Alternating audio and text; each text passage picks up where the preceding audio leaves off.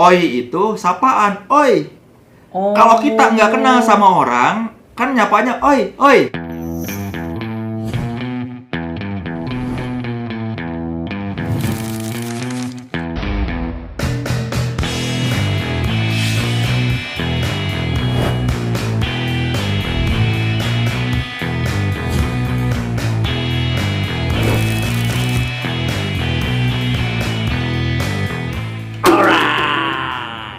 Balik lagi di Ferry Mariadi Channel di Namu Nanya Mulu. Aduh, masih dengan sumber yang sama, kostum yang sama, tapi lokasinya berbeda. Oke, sekarang ini kita ada di ruang kerjanya Mang Soleh Solihun, dimana di sini banyak sekali koleksi-koleksi mulai dari kaset, action figure, kamera, tip, sampai helm-helm yang notabene semuanya jadul. Kenapa, Mang? Saya senang yang klasik-klasik kayaknya. Jadi Mamang lebih suka membungkusnya itu dengan kata klasik, bukan jadul ya? Bukan, kalau klasik tuh kan apa masih bisa dinikmati sekarang. Kalau jadul tuh kayaknya udah ketinggalan zaman, kayak jadul zaman dulu. Zaman dulu. Jadul makan zaman dulu. Istilah jadul juga udah ketinggalan zaman. Itu istilah Oh, jadul gitu. juga jadul. Iya, berarti kita sekarang mungkin lebih pakai Old school atau mungkin. retro. Tapi kan Oke. lebih enak klasik. Kalau klasik tuh kan kayaknya tuh asik, berkelas dan asik. Buset. Iya, Klasik berkelas dan tuh asik. kayaknya sampai meskipun udah tahun berapa tapi dia masih dianggap keren. Oke. Tua tapi keren, klasik. Tua tapi keren. Itu klasik tua. Kayak motor klasik. Iya, Meskipun tua tapi dianggap keren. Bukan dianggap motor zaman dulu. Kan kalau kuno. jadul tuh kan kayak ketinggalan zaman, tapi kalau motor klasik motornya memang usianya tua. Tapi sampai sekarang masih relevan. Oh, itu gila. Cara pemikirannya soal itu yang kelihatan banget kalau dia itu memang pernah menjadi seorang wartawan. Tutur katanya luar bioskop, keren banget itu. Luar biasa. Ya itu. Mang, berbicara soal jadul atau klasik, seklasik apa Mamang? Muka saya tua. Aduh, LPP Memar nih bisa aja nih. Muka sih nggak tua. Saya memang nggak tua ya. Nggak tua, cuman memang dari dulu tuh awet tua. Jadi dari zaman SMA sudah begini, udah tua duluan. Orang lain muda, tua banget. Kalau dia dari dulu udah tua. Saya Benjamin Button, tau kan? Benjamin Button, makin tua makin kecil, makin muda. Iya. Saya seneng yang ini ya, memang yang dia tahun-tahun lama dari musik, apa pakaian. Karena apa? Ya nggak tahu ya, selera aja, nggak tahu kenapa maksudnya keren aja. Nih kalau dari tip lah ya, ini kaset tip tiek. Iya, ini juga tahun berapa? Saya pakai juga ini, Mang. Zaman Iya. Mama masih. Jadi begitu yang dinyalain nih, ngek gitu kan? Iya. Ya, ini emang Ini Mama kayaknya beli atau beli ini di Blok M Square ini. Apa si ampli berapa harganya? murah ini, berapa ini teh, lupa ya, ini 400.000 si kaset. Masih aktif ya? Masih aktif. Ini 700 apa sejuta ya, lupa ya. Kapan belinya? Udah lama. Tapi ini mah nggak ada apa-apanya dibandingin perangkatnya Ari Lasso. Oh, Ari Lasso. Ari Lasso mah mahal. Iya, Ari Lasso itu kan kalau nonton YouTube-nya bersih terus dengan Andre Taulani, itu bener? Kan situ yang temennya Andre. Co-host. Udah nggak ada acaranya, udah di drop. Ya, tanya mereka lah. Iya. Saya tidak mau komentar acara Iya. lain, acara orang lain. Mas Ari. Ya sama aja kan, si Nyiblao ditawar. Iya, betul. Oke, kita itu ada, kalau saya nyebutnya itu piringan hitam atau Ya itu turntable namanya. Turntable. Pemutar piringan hitam. Oke, turntable itu atau pemutar piringan hitam, atau bisa dibilang itu apa dulu tuh? Sintetis apa? Ada lagi Mang yang Vinil. Vinil. Vinil teh piringan hitam. Piringan hitamnya. Vinil teh piringan hitam. Oh. Bahasa Inggrisnya vinil. Vinil. Kalau di Indonesia ini piringan Piringan hitam. hitam. Karena kan piringan dan hitam warnanya. Terus kan playernya itu ada yang diputer, gitu teh. Itu mah gramofon. Gramofon. Lebih tua lagi daripada. Tapi kan ada yang piringan hitamnya. Iya, tapi itu si gramofon mah lebih tua lagi. Ini mah kan udah modern. Udah kesini, udah pakai listrik ya ini mah ya. Iya. Ini masih hidup juga? Masih. Wah, keren. Udah di shoot ya no tadi ya? Nanti di stock shot aja no. Oke, dari situ terus CD itu ya, CD player itu ya. Iya, itu zaman ya CD, sampai itu ada kasetnya juga. Zaman sekarang lah ya. Ini kalau dilihat-lihat kan ada Beatles, ada di sana juga ada apa namanya? Iya, kalau piringan hitam lebih banyak yang di luar sana raknya. Ini kan raknya baru. Kaset-kaset ini Kaset. nggak bulukan? Ada, kalau ada yang jamuran, kalau dibuka pasti. Pasti ada. Iya kan, memang kaset tuh harusnya dibuat ada periodenya, dibuka, dibersihin. Benar, di setel, di rewind Ya, ada yang klasik mah ini nih, yang ciri-ciri orang kalau zaman dulu ngoleksi kaset apa? pasti punya ini. Oh, untuk rewinder. Untuk rewind. Iya, untuk rewind kan. Iya, buat muter. Iya. Sama ini nih zaman dulu. Bersihin head. Bukan. Zaman iPod belum bisa masuk ke mobil. Jadi zaman dulu iPod yang colokin ke sini, ya, ini masukin ke tip. Iya, waktu zaman tip mobil masih kaset, iya. Sedangkan orang udah punya iPod, adalah ini namanya. Dicolokin ke kaset, ini dicolokin ke iPod. Suara jadi dari iPod keluar di tip. Iya, ini namanya tuh zaman dulu CD car kaset adaptor. Ini buat muter karena kalau misalnya nggak ada pensil. Iya, nggak ada pensil, mau dengerin, aduh ini tanggung nih. Di tengah-tengah misalnya mau dengerin dari awal, ditaruhlah begini. Nah, gitu. Tuh. Set. Tar dulu. Begini, terus diputer. Anak milenial ada yang tahu nggak? Coba. Nih, ini hanya buat muter kaset. Karena kalau CD mah kan gampang, aduh pengen denger track 1, track 2, tinggal diklik. Atau zaman sekarang mah tinggal pakai digital, tinggal klik streaming. Zaman dulu mah orang kalau kaset, aduh pengen dengerin yang ujungnya dong, atau ini wow kemarin nyetelnya di tengah, pengen dengerin dari awal, diputer. Antara pakai gini atau pakai pulpen. Nih tuh, ini dulu beli di tukang kaset apa cuma 4.000 kalau nggak beli. Jadi mungkin kalau anak sekarang mah nggak ada yang tahu ya hubungan antara kaset sama pulpen emangnya? Iya. Ya, kalau kita mau dulu kan kalau mau karena kalau pakai jari itu nyeri dikit kan. Rahet kan si kaset. War gitu. Jadi dicolokin, diputer gitu. Nah, dulu itu kaset tuh kalau Sanggar Cerita itu sekitar 1.000-an harganya. Kalau sekarang kalau musik itu lebih mahal harganya. Mang, Ya. paling banyak koleksi lagu grup band apa, Mang? Kalau kaset lokal Iwan Fals. Kita bicara Iwan Fals, Mang. Nih, Iwan Fals nih, ini Iwan Fals semua nih. Tuh. Kaset Iwan Fals di sini. Bawah sama atas. Iwan Fals. Iwan Fals. Nah, ini nih. Iwan Fals atau nama lengkapnya adalah Virgiawan Listanto. Ya, Virgiawan Listanto. Virgiawan Listanto itu kalau nggak salah beliau itu besar dan juga banyak berkarya di Bandung ya.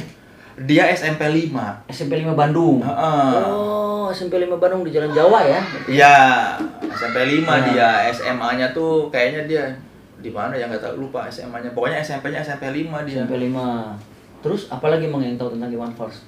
Ya, dia Karateka ya kalau nggak salah ya? iya, dia tuh dan berapa ya, bak sabuk hitam dan atlet dia tuh. Atlet. Atlet dan pelatih. Kalau di rumahnya suka ada orang latihan karate. Oh. Dia itu dulu punya album pertama karena dia juara lomba lomba lagu humor yang diadakan sama Lembaga Humor Indonesia. Oh gitu. Dia tuh juaranya dari situ, pertama kali bikin masuk ke industri rekaman tuh dari situ karena dia juara lomba lagu humor. Karena emang dulu suaranya fals atau gimana, Mang? Disebut fals tuh karena pas mau manggung ada kayak asisten atau apa dia yang nemenin dia lah gitu, temannya dia pasti tanya, udah pakai nama ini aja, Iwan Fals aja. Dia yang ada orang yang ngasih tahu pakai nama Iwan Fals. Jadi kalau lu fals beneran orang nggak akan marah. Oh bener oke ini. Iya bener oke. Iya, saya kalau band musisi lokal saya cuma punya 2 kartu anggota fans club. OI dan Slanker.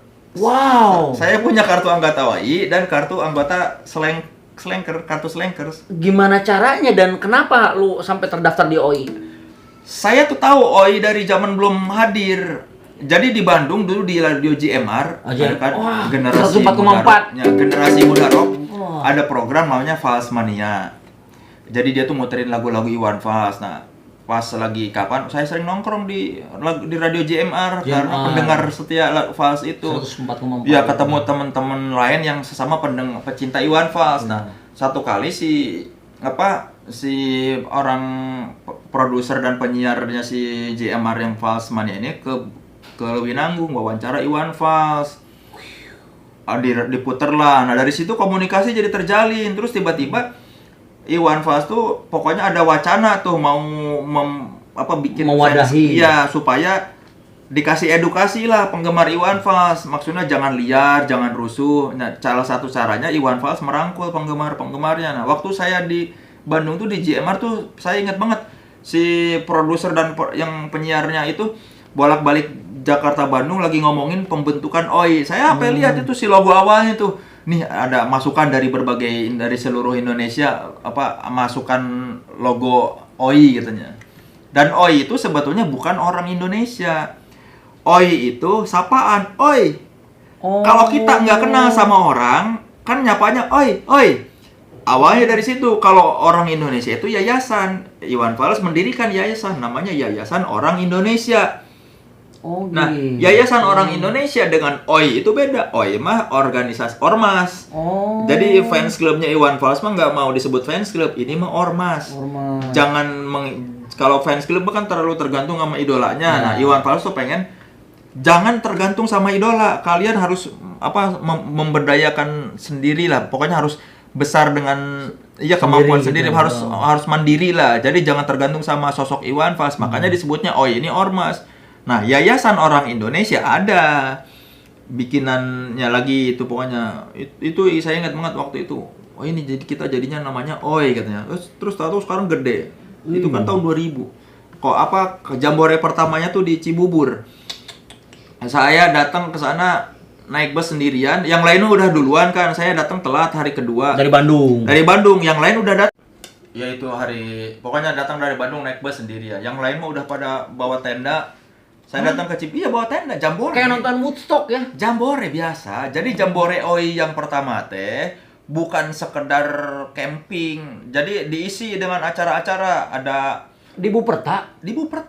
Saya ingat banget. Jadi salah satu pembicaranya tuh ada Tagor Siagian, fotografer. Dia ngasih workshop fotografi. Ada promotor ngasih workshop soal event. Jadi si Jambore OI bukan cuma ajang penggemar Iwan Fals ketemu Iwan Fals.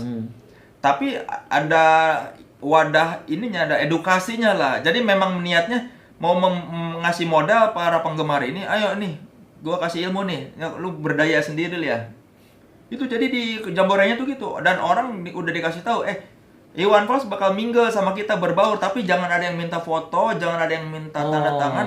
Anggap aja dia manusia biasa. Jadi sebelum berangkat ke Jambore itu udah dikasih tahu ke semua OI seluruh Indonesia. Kita mau nongkrong sama Iwan Fals nih. Tapi tolong jangan ada yang norak ya kasarnya ya. Anggap aja dia biasa aja gitu.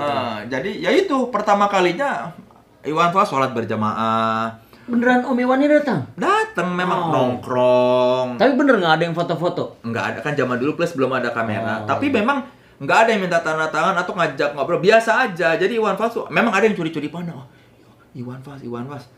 Iya kan karena pasti ya ketemu idola lah Iwan Fals. Tapi beneran dikasih edukasi. Udah ya jangan ada yang norak gitu, jangan mengganggu privasi. Jadi Iwan Fals juga pengen nongkrong. Jadi nyaman Om Iwan juga ya. Itu Jambore OI yang pertama tuh ingat tuh di Cibubur tahun 2000. Ya ada edukasi dari fotografer, terus IO segala macem lah itu ditutup dengan konser Iwan Fals di akhirnya. Berapa orang datang, Bang? Oh, banyak. Saya ingat karena nggak punya tenda aja. Orang-orang pada ada tenda. Tidur rame-rame, ternyata banyak juga yang nggak bawa tenda. Di pendopo ada di Cibubur ada pendopo ya kayak bangsa gitulah. Ya udah tidur aja rame-rame sama orang. Nya kumaha deui, gegetret mah lumayan. Tapi udah pengalaman ya. Tapi puas ya ketemu sang idola kan Om Iwan segede gitu. Iyalah, apalagi tahun segitu kan masih jarang. Maksudnya masih sebagai bukan orang media kan jarang ketemu Iwan Fals. Tapi kan nggak ada apa ya, bisa dibilang tidak ada memorinya, nggak ada fotonya, nggak ada pembuktian bahwa dulu saya ikutan Jambore yang pertama. Kumaha? Ya tapi kan kadang-kadang event yang tidak didokumentasikan itu kan kena juga, lebih mengena karena kita nggak sibuk foto-foto. Benar-benar menikmati Menikmati, benar-benar menikmati. Ingat banget pokoknya tahun 2000 tuh. Gue mah sampai sekarang ya ingat dulu waktu ulang tahun Transcorp yang keberapa gitu, gue sempat ketemu Om Iwan tuh, dia sempat nyapa, apa kabar? Dia mungkin nggak tahu gue karena gue ngumpul sama artis-artis gitu, apa kabar? Gue pas salam gue cuma bengong gitu loh. Saking apa ya, takjubnya ngelihat Iwan Fals gitu kan, wah dan Bongkar, terus Bento, Mata Dewa. Iya, dan Iwan Fals mah artis yang menurut saya mah pasti semua orang minimal suka satu lagunya, minimal lah. Paling tidak tahu lah. Iya, paling enggak tahu Bento lah. Iya. Apalagi dulu, kalau saya mah dulu sukanya tuh yang lagu ini. Ambulan memasuki penataran rumah. Ambulan Zigzag. Ambulan Zigzag. Itu tahun berapa ya? Masih ingat? Ambulan Zigzag mah tahun 80-an. Awalnya album yang pertama apa, Bang? Masih ingat nggak? Album yang pertama mah yaitu kalau yang pertama di major label itu Sarjana Muda. Nih kalau Engkau sarjana ya, muda. kalau kasetnya mah ini deh, mana Sarjana Muda nih. Dan kene. Tapi kan ini paling tahun 90-an saya belinya, bukan yang tahun 80. Aslinya mah tuh. Tuh, ini. Gimana? Ini saya beli tahun 96 ini mah. Jadi kaset tuh ada berbagai fase, ada kaset yang fasenya pakai bungkus yang biasa kayak gini. Plastik yang gampang pecah. Atau pakai yang begini nih. Iya. Macem-macem eranya. Nah, ini album yang di musika lah, album main. Kalau sebelumnya sih Buacin sebelumnya sih dia pernah ada juga album ini Iwan Fals, ada album Perjalanan nih namanya teh. Orang pria muda. Ada dia pernah bikin album Perjalanan sama album 3 bulan namanya. Perjalanannya ada kumaha laguna? Perjalanan lagu masih ini, dia masih jelek lagunya, masih lagu-lagu pengamen. Oh, nggak tahu gua. Tuh. Ini ada Iwan Fals Perjalanan. Sama ini Iwan Fals 3 bulan. Lagunya kurang lebih sama. Kayak lagunya lagu apa sih, Bang? Kayak seperti apa yang bekennya? Nggak ada yang beken dari sini mah. Karena memang ini pada saat dia masih ngamen. Indie lah kasarnya mah. Ini mah waktu dia masih band label indie. Masih ngamen. Iya, sampai tahun berapa juga masih ngamen, sampai dia punya anak juga masih suka ngamen. Oh iya? Iya. Terus orang-orang pada bengong atau ngelihat? Iya, zaman dulu mah, tapi kan belum gede kayak sekarang Iwan Fals juga, meskipun ada yang tahu itu Iwan Fals. Tuh, ini ada lagi, tapi sebelum ini tuh ada, saya belum punya kasetnya. Omar Bakri, Canda Dalam Nada dan sama Canda Dalam Ronda, itu 2 album yang nggak punya tuh. Oh, lucu-lucu ya judulnya. Ah, itu yang album yang masih dia di lomba lawak itu. Tapi puncak karirnya waktu bareng sama siapa? Dia sempet kolaborasi sama. Iya, jadi Iwan Fals itu terbagi ke beberapa fase. Fase pop country itu dari mulai album Sarjana Muda. Pop country mah lebih ke ini ya, Omar Bakri. Omar Bakri, terus pokoknya musik-musik yang dibikin sama Willy Sumantri itu.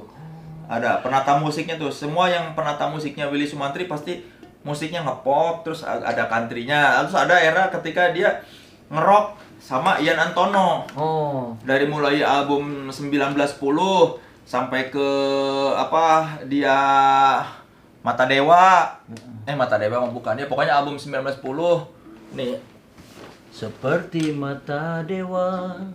Nih, 1910 tuh dia mulai ngerock nih. Nah, ini nih album-album awal-awalnya tuh, karena musiknya Ian Antono 1910. Ini dia yang ada lagu Pesawat Tempur. Terus Buku Ini Aku Pinjam. Buku Ini Aku Pinjam. Ini lagu tentang tragedi Bintaro. Oh, kereta api. 19 Oktober. Tanah Jakarta berwarna merah. Terus ada dia bersama band Kantata Suami. Takwa.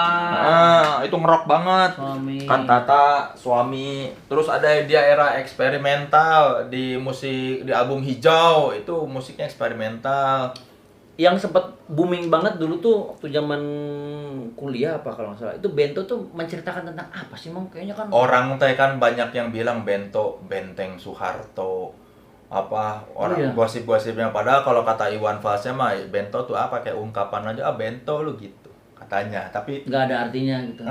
bukan singkatan-singkatan. Oh, Orang terlalu banyak ini apa Bento gitu. sama lagu Iwan Fals tuh terlalu banyak ini tentang ini ya, Oh, ini tentang mengartikan itu ya. sendiri. Heeh. Oh, karena memang mungkin karya Iwan Fals juga banyak sekali sindiran-sindiran atau Iyalah. Dari zaman dulu sampai sekarang kan masih relevan. Yang dikritik Iwan Fals kan masih sama. Wakil rakyat tidur, Iya. korupsi masih ada, ya kan dia. Yang pernah masuk ke LP itu Iwan Fals atau Kus Plus ya? Kus Plus di penjara katanya. Iwan Fals mah nggak pernah ya, Bang Iwan? Enggak, Iwan Fals pernah apa sih kasus apa? Cuma apa kalau nggak salah karena ada dicurigai Makar. Atau ya begitulah aktif, tapi cuma Mana hanya atau- diperiksa iya, aja. diperiksa paling nggak nginap. Iya. Tapi Kus Plus juga kabarnya dia itu kan beritanya mah di penjara karena Soekarno melarang musik ngak-ngikok kan. Apa ini Kus Plus melanggar hukum karena memainkan rock and roll, jadi di penjara. Ada yang bilang mah katanya itu memang sebenarnya nggak di penjara kayak gitu, memang itu cuma ngasih buat bukti aja, apa ngasih kayak formalitas nih, apa Soekarno menghukum Kus Plus, padahal mah katanya mereka juga nggak segitunya. Segitunya. Tapi nanti kita ngobrolin soal Kus Plus nanti aja, Kus Plus. Iya, sama yang lain aja yang lebih ngerti Kus Plus, saya kan Iya. nggak setua itu. Nah, Iwan Fals itu pernah sampai di titik nol ketika putra kesayangannya Iya. meninggal ya. Hmm. Itu gimana, Bang? Iya, emang pas Galang meninggal dia kayak menutup diri ya. Makanya waktu tahun 99 dia muncul di Bandung itu di konser, apa nama konsernya tuh ya, anak ITB yang bikin di Sabuga, konser atas nama kemanusiaan atau apa gitu. Itu kayak salah satu momen Iwan Fals muncul ke depan umum ketika dia udah akhirnya ikhlas kayaknya. Udah ikhlas. Untuk kehilangan Galang. Iya, udah kehilangan anaknya kan, makanya dia potong rambut apa segala macem kan. Begitu muncul sosok Iwan Fals baru rapi, terus di panggung tuh kayak lebih tenang. Itu tuh meninggalnya tuh kan tahun 97 kalau nggak salah ya. Galang tuh pokoknya dia 15 tahun, dia 82 ya 97. 15 tahun meninggalnya Galang. 15 tahun Galang teh masih muda. Tapi pacarnya udah Ine Febrianti. Iya. Dia mau Pada saat itu ya. Iya, muda tapi gaulnya sama yang nggak keren lah. Iya benar. Kalau Galang masih ada pasti udah jadi Wow, idola pasti. udah kasep ya kan, badan juga bagus. Idola lah. Iya, itu udah 99 Iwan Fals muncul pertama kali di panggung kayaknya setelah ya kematian Galang. Terus dari situlah mulai Iwan Fals mau lagi bikin lagu atau apa. Makanya 2000 tiba-tiba kan dari 99 muncul tuh di Bandung. Konser 2000 bikin OI kan mulai ini, terus tato bikin album. Nah, yang dulu ketua OI pertama itu kan OI yang OI Bandung ada namanya si Bang Digo. Oh. Bang Digo tuh mukanya mirip banget Iwan Fals muda. Ganteng, gondrong, kumis brewok, suara juga bagus, mirip. Ada orang-orang Bandung yang tahu Bang Digo pasti ya, apalagi penggemar Iwan Fals lah, orang-orang OI pasti ngerti tuh. Yang saya tahu Budi Cilok. Budi Cilok mah suaranya doang yang Suaranya mirip. iya. Si Bang Digo mah Sampai bukan ke muka-mukanya. Iya, Iwan Fals zaman Pak muda Zaman berjaya, gondrong, brewok. Kumisan.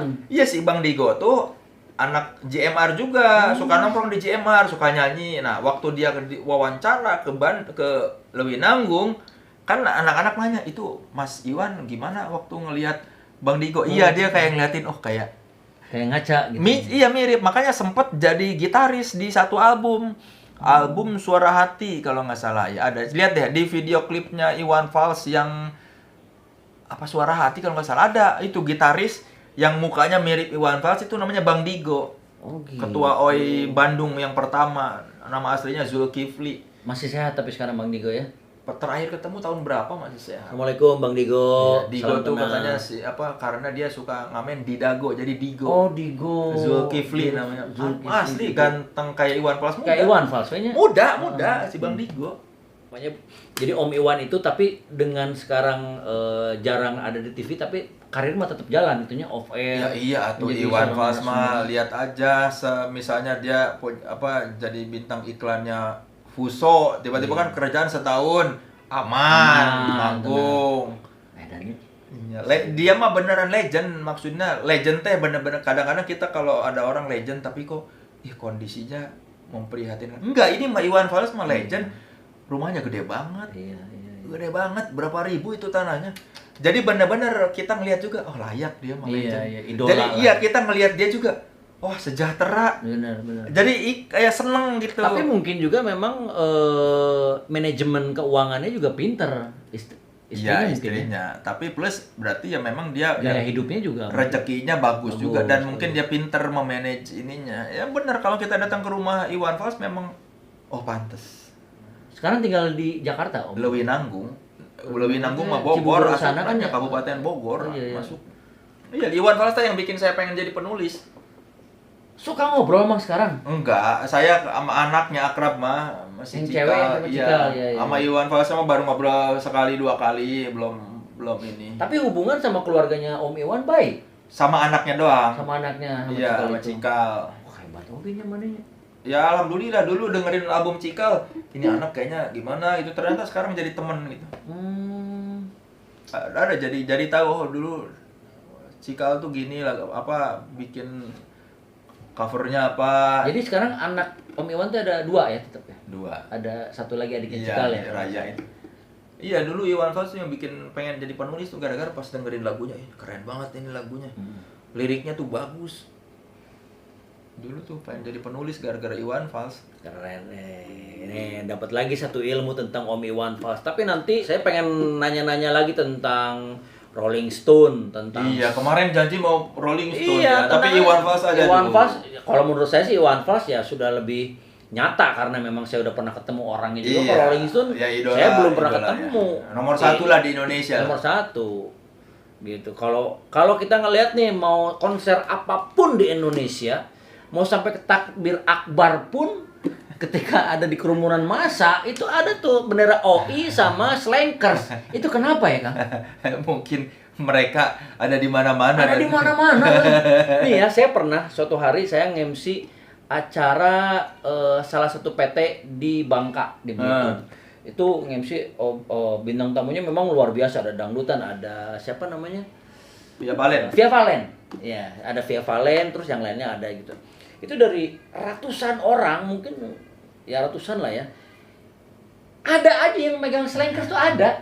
Sama Pakai Oi ya. Sama Oi, iya. Itu Slankers sama Oi udah kayak apa ya? Udah kemana-mana pas itu memang mereka punya kedekatan berdua itu memang satu manajemen atau gimana sih, Bang? Karena Oi sama Selengker tuh dianggap temen karena kan setipe musik, maksudnya kan Iwan Fals dan Sleng kan musik-musik buat orang-orang yang terpinggirkan, menyuarakan Aspirasi rakyat. Iya, karena spiritnya sama pun ini sama, dan Iwan Fals dan Sleng pun kan sama-sama berteman, jadi ya seperti itu. Karakternya kan mirip. Betul. Cuma ya itu ya. Keren. Ya udah. Sekarang waktunya sudah terlalu lama ini. Nanti next saya janji akan ngebahas atau ngobrolin soal kamu pilih Iwan Fals, Rolling Stone atau Sleng. Emang dua-duanya sudah ada di dalam memorinya Mang Soleh. Jadi tulis di komentar atau langsung tulis aja di Sahabat Ferry Maryadi. Instagram sahabat Ferry Maryadi. Mau ngebahas Sleng atau ngebahas Rolling Stone. Ini biar begini-begini sudah pernah ketemu dengan Mick Jagger-nya coba. Dari dekat, bukan Dari ketemu, dekat. nonton. Iya, tapi kan ketemu, Mang. Iya ketemu sih, Ya, tapi dia nonton nggak- konsernya waktu di Singapura. Terus di mana lagi? Tokyo. Dan sombong pisan.